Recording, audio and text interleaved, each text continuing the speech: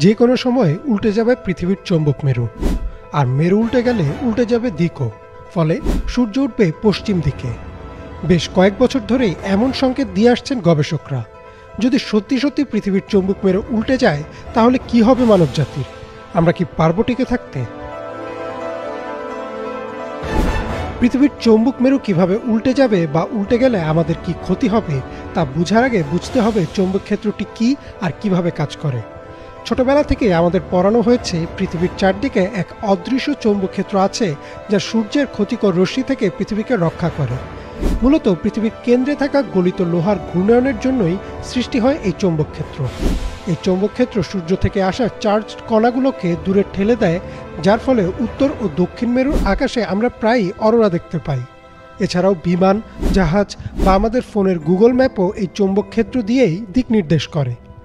এমনকি অনেক পাখি ও সামুদ্রিক প্রাণীও চলাচলের জন্য ব্যবহার করে পৃথিবীর চৌম্বক ক্ষেত্র।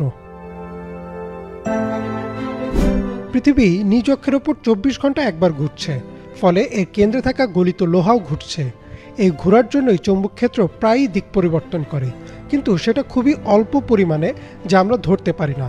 গবেষকরা পুরনো গাছের গুঁড়ি, মাটির ধরন ও বিলুপ্ত প্রাণীদের ফসিলের গবেষণা করে দেখেন, গড়ে প্রায় 2 থেকে 3 লক্ষ বছর পর পর পৃথিবীর চৌম্বক মেরু পুরোপুরি উল্টে যায়।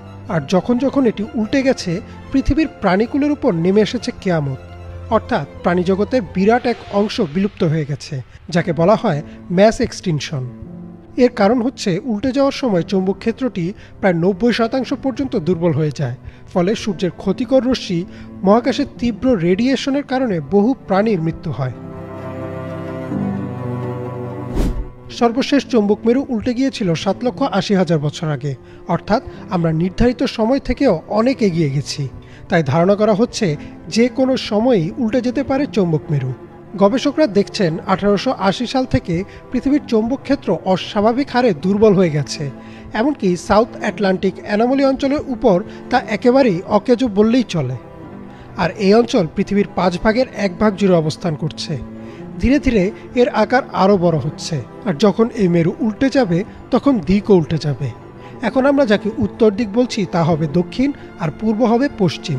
অর্থাৎ সে সময় সূর্য উঠবে পশ্চিমে। এছাড়াও যদি মেরু উল্টে যায়, তাহলে চৌম্বক ক্ষেত্র দুর্বল হয়ে যাবে। ফলে মানুষের মধ্যে দেখা দেবে ক্যান্সারের প্রকোপ, আর সেই প্রকোপ হবে বিশ্বব্যাপী মহামারীর মতো। এছাড়াও এই ঘটনা পরোক্ষভাবে বড় বড় ভূমিকম্প, ভূমিধস ও অগ্ন্যুৎপাত ঘটাতে পারে। অর্থাৎ মানবজাতির বিলুপ্তি অনেকটা নিশ্চিত। সৌরঝড়ের কারণে আমাদের ব্যবহৃত বৈদ্যুতিক যন্ত্রের সার্কিট, বিদ্যুৎ গ্রিডগুলোও পুড়ে যাবে। স্যাটেলাইট, মোবাইল, ইন্টারনেট কিছুই কাজ করবে না। মানবজাতি ধ্বংসের আগে চলে যাবে প্রাচীন যুগের মতো এক অন্ধকার যুগে। কিভাবে চৌম্বক মেরু উল্টে যাবে বা উল্টে গেলে কি হবে তা নির্ণয় করা গেলেও এর সমাধান এখনো দিতে পারেনি গবেষকরা।